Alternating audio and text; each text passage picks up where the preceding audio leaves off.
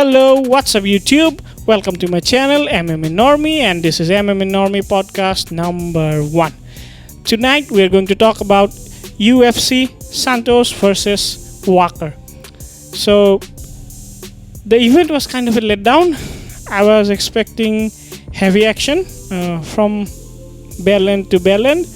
That did not happen exactly. So let's get down to it. Let's talk about what actually happened. So we're going to start with the main event, which was between Thiago Santos versus Johnny Walker, both Brazilians going up against each other. Johnny Walker haven't been doing very well lately in his career. He has been alternating losses and wins. He did win his last bout, but Thiago, on the other hand, has lost his last 3, I believe, and he was really looking for a win. He needed a win. And after the horrific knee injury that he suffered, I think he did not look like the same man that he once was, which is very explosive, coming forward, all action guy. And I think that played a part in this fight as well. Johnny Walker, on the other hand, has been knocked out, dropped, and he looks timid now.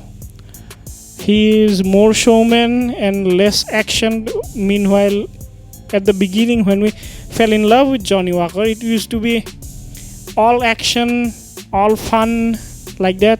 So coming to this fight, Johnny Walker was trying to fight from the outside, and you can see from the beginning, like, there was a huge size difference between Santos and Walker. Walker was huge.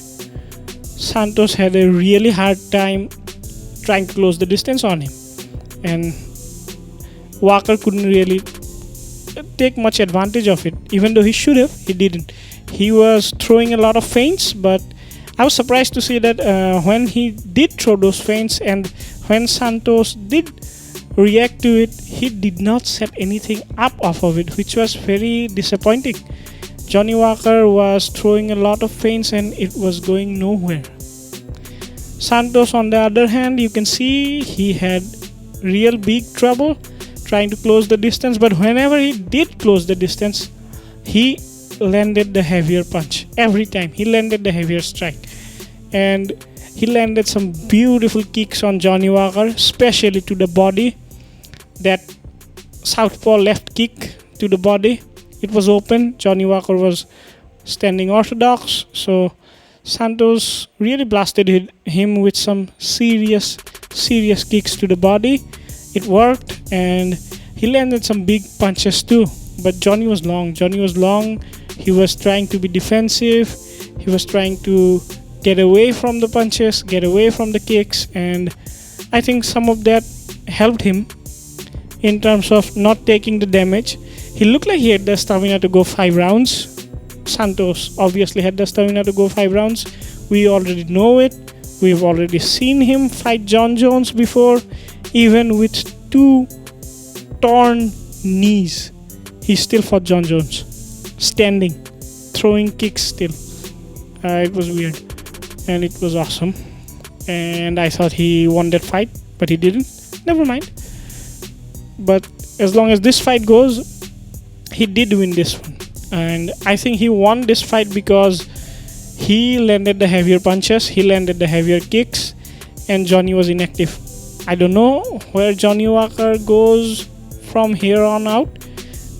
I don't think SBG is working out much well for him, and I think his corner really did a disservice to him. His corner was not very assertive. His corner told him that he was winning the fight, but he wasn't. Every round was close. It could be either man's round, and at no point did it look like Johnny Walker had that fight in the bag. But his corner told him that he did, and I think corner did a big disservice there. I don't know what SBG Ireland was thinking there. I don't know. SBG Ireland does not look like the perfect fit for Johnny Walker, although I could be wrong. Let's see what happens in the future. As far as Santos goes, he's about to become a first-time father. He just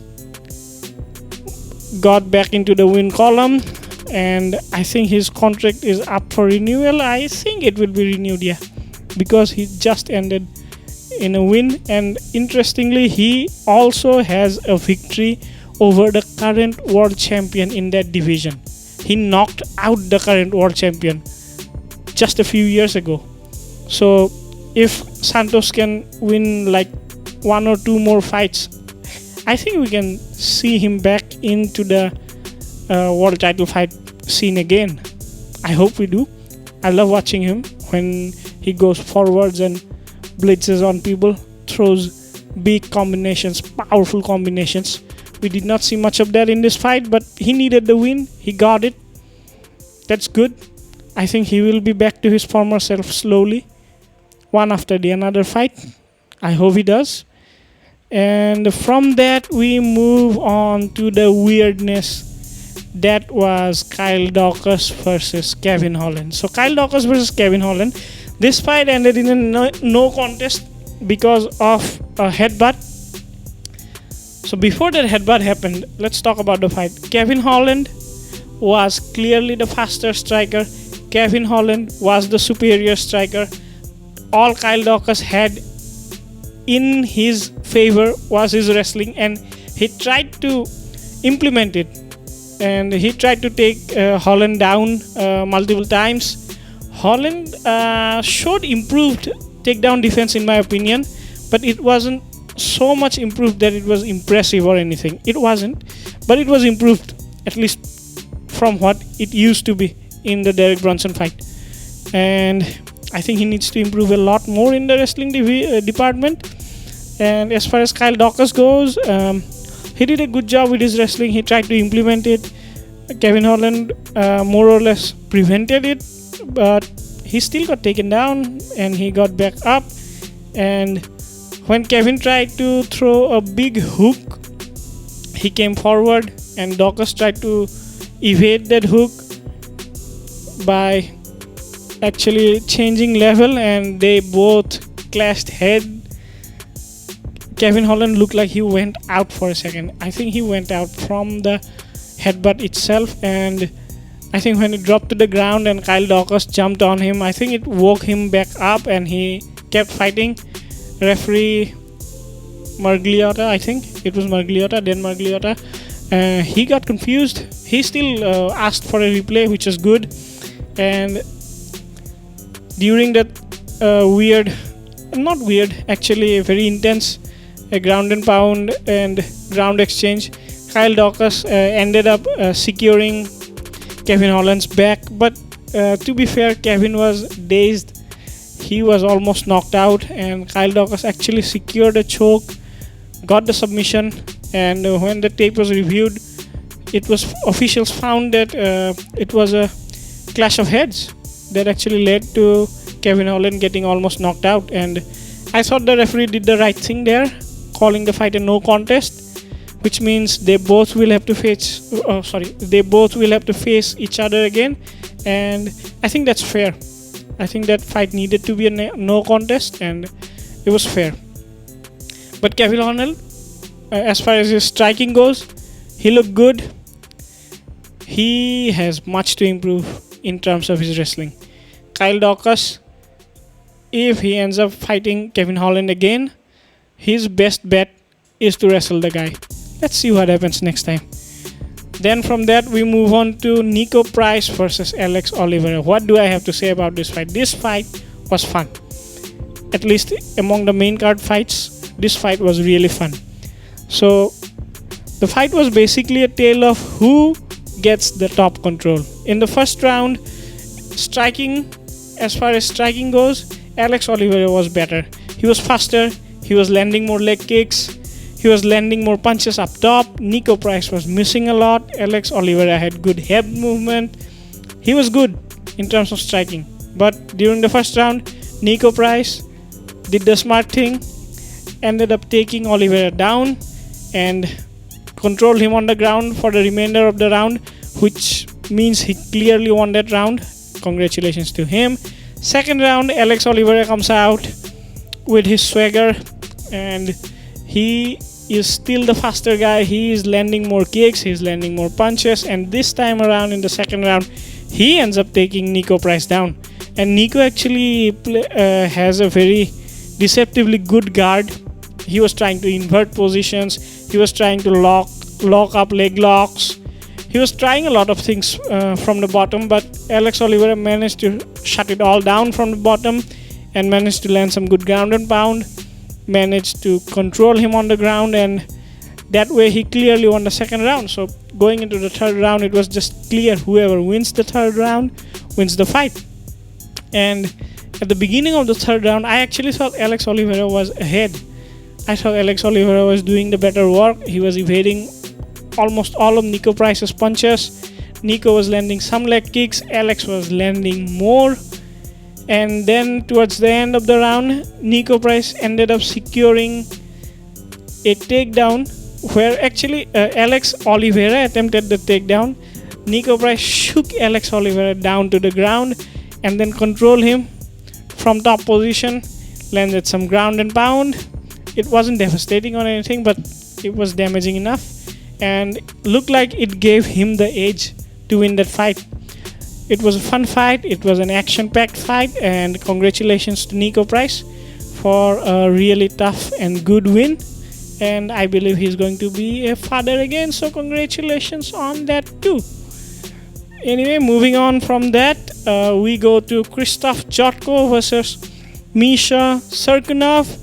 Misha Serkunov came down to 185 pounds for this fight, and it looks like his stamina kind of betrayed him. For the first two rounds, Chotko looked like he did the better striking, and he had good takedown defense because Misha Serkunov attempted multiple takedowns on Chotko, but Chotko managed to shut him down every time, did not get taken down, managed to win the rounds that way.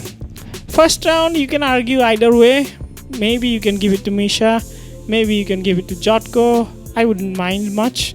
Second round was clearly Chotko's round, and during the third round, I thought Misha was going to win this fight just because of the third round. He started the third round really well. He finally managed to take Chotko down. He finally managed to control Chotko, and even when Chotko got up, he managed to return him again back to the ground. He was doing good work, and finally Chotko got free. Misha looked tired, and Chotko took over the fight. He just won because Misha Serkunov did not have the stamina to keep continuing to fight, to keep pressing the action. And Chotko managed to press the action and managed to get the victory. Congratulations to him. I thought Misha was going to win the third round, but at the end of the third round, Chotko really managed to come back. Congratulations to him on a brilliant fight. From there on, we move on to the first fight of the main card, Alexander Hernandez versus Mike Breeden. What do I have to say about this fight? This wasn't much of a fight at all. Alexander Hernandez looked like the guy that we all thought he was going to be. After the Cowboy loss, he looked lost actually. He was alternating wins and losses. He did not look confident. He did not look like the guy that is going to be a future world champion, who had the aspirations to become a future world champion. But this time around, in this fight, Mike Breeden was a last minute replacement. I understand that, but still, when Alexander Hernandez came into this fight, he blew Mike Breeden out of the water. I mean, it was just 80 seconds, something like that. He just landed the better strikes. He pressed the action, tried to take him down, but bailed on it. Ended up landing a nice elbow on the break. And as far as the ending goes, he just unleashed awesome combinations on Mike Breeden, knocked him out. It was a great victory for Alexander Hernandez, and welcome back to Win Column again. I hope he continues with this confidence again. He looked fun. I hope he continues like this. So from here on, let's talk about the Bellator card. I'm just going to discuss the main event, which was very, very disappointing in terms of the result. Douglas Lima versus Michael Venom Page. It happened in London. The fight, I actually scored this fight for Douglas Lima. I thought Lima clearly won the first round. I thought Lima definitely won the third round. And I thought MVP clearly won the second round. But judges had it the other way. Judges gave the first 2 rounds to MVP. And they gave the third round to Lima. And MVP ended up getting the win. I did not think MVP got the first round. I thought Lima did the smart thing of taking MVP down and controlling him on the ground in the first round and landing some shots. It wasn't too heavy or anything, but he still landed some ground and pound. He still controlled MVP on the ground, and I thought Lima won that round. And I know on the internet everybody's talking about how MVP knocked Lima down. It looked like push then knockdown actually. I don't think Lima was knocked down in the first round at all. I think those were pushes. I think Lima was definitely knocked down in the second round though. Second round was clearly MVP's round. He was ahead in the striking. He knocked Lima down. And in the third round, Lima again did the smart thing of taking MVP down and winning the round that way. I thought Lima won. Judges disagreed. It was a London fight. Lima is a London guy. MVP is a London guy, and UK guys are kind of well known for favoring their hometown boys. Speaking of which, it did not happen the same way in boxing. Usyk ended up taking the fight from Joshua. Congratulations to Usyk. I love that guy. I love watching him fight. And this week I think we are getting the big one. The big personalities. The Bronze Bomber versus the guy that everybody wants to fight and nobody wants to fight. 6'9" giant. I mean, this fight's going to be real fun this week. This is the heavyweight fight that we have all been waiting for. From here on, let's talk about the next week's main card just a little bit. I want to focus on the main card for the next week, especially the main event, Mackenzie Dern versus Marina Rodriguez. I think this is a really fun fight, and I think this fight is going to determine who is going to be the next challenger for the title at 115 pounds. And this is very interesting fight. Mackenzie Dern and Marina Rodriguez, they both have one fight in common, which is Amanda Ribas. Amanda Ribas ended up beating Mackenzie Dern, but she got knocked out by Marina Rodriguez. However, here's the fun part though. Marina Rodriguez, in her fight against Carla Esparza, looked like she struggles on the ground. She has since defeated Michelle Watterson. She has defeated Amanda Ribas. She's on a really good win streak, but she does struggle in the ground. And if there is one place where Mackenzie Dern is an ultimate specialist, is the ground. Mackenzie Dern can beat anybody in the ground. So if this fight hits the ground, I don't think Marina Rodriguez is going to survive that. However, Marina Rodriguez is a really, really refined striker. And guess who is not a refined striker? Mackenzie Dern. She is sloppy. She throws winging hooks without setups. She might get clipped in the striking. But if she doesn't and she ends up taking Marina down on the ground, she will definitely take this win. I don't know who's going to win, but I'm favoring Mackenzie Dern. I'm hoping she will be less sloppy in her striking and she will manage to take Marina down and win this fight. Let's see what happens. I'm going to sign off now. So if you like this podcast, subscribe to the channel, click the bell icon for future notifications, share with among the friends, and kindly press the like button. YouTube algorithm likes that. So help a brother out, right? All right. Good night, guys. This is the MMA Normie channel, and this is MMA Normie Podcast number 1. Thank you.